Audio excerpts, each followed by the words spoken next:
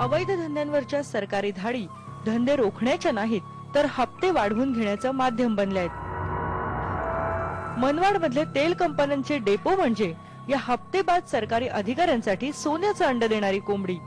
पुरवठा, महसूल, पोलीस आणि तेल कंपन्या सगळेच अधिकारी यामध्ये सामील।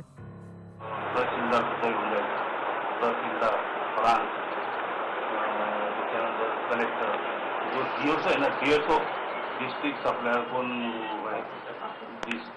डीओसो वो खुद तो स्वतः यायचा।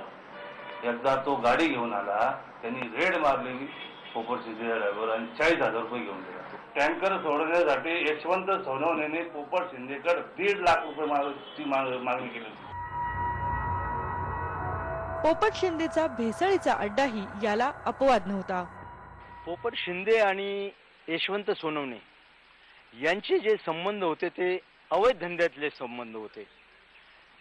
ज्या वेळेपासून पोपट शिंदे यांनी त्या ठिकाणी पानेवाडी शिवारामध्ये जो अवैध धंदा चालू केलेला होता तो महसूल खाते आणि पोलीस डिपार्टमेंट यांच्या संयुक्त संगनमताने चालू केलेला धंदा होता। सोनवणे जळीत कांडामागचं हे मुख्य कारण। जळीत कांडाच्या 6 महिन्यांपूर्वीच यशवंत सोनवणे यांनी तेल भेसळ करणारा पोपटचा टँकर पकडला होता। कंटिन्यू 2 दिवस त्याच्या बरोबर होता।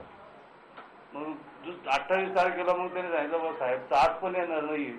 मग परत गेलो। मग 2-1 संध्याकाळी लगेच पोपट शिंदेला सांगितलं तुम्हाला साहेबांना काहीतरी माहित पडलेलं आहे, त्याच्यामुळं आपला ट्रॅप आहे फेल गेलेला आहे असं एंट्री करायचं लोकांनी सांगितलं।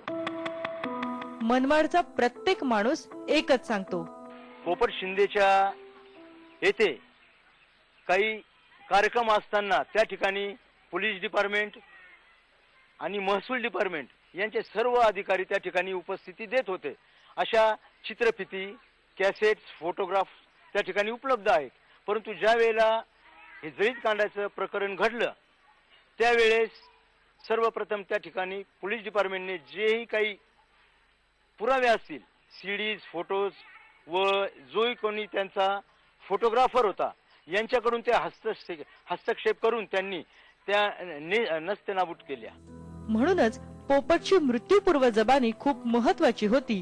पण 5 ते 6 दिवसाचा जो कालावधी होता हा पोलिसांना त्यांचा जबाब नोंदवण्याकरता अतिशय पुरेसा कालावधी होता। तरी देखील या कालावधीमध्ये त्याचा कुठल्याही प्रकारचा जबाब पोलिसांनी नोंदविला नाही, याचा कुठेही खुलासा काही केलेला नाही। जबाब का नोंदविला नाही याबद्दलचा काही एक खुलासा पोलीस तपासात नाही। पोलीस नाही तर सीबीआय चौकशीत तरी याचा तपास होईल अशी आशा मनमाडकरांना होती। पण चार्जशीटला होणाऱ्या विलंबामुळे आता तीही मावळून गेलीये। व्हिडिओ जर्नलिस्ट हेमंत बागुल आणि बब्बू शेखसह दीप्ती राऊत, IBN लोकमत, मनमाड।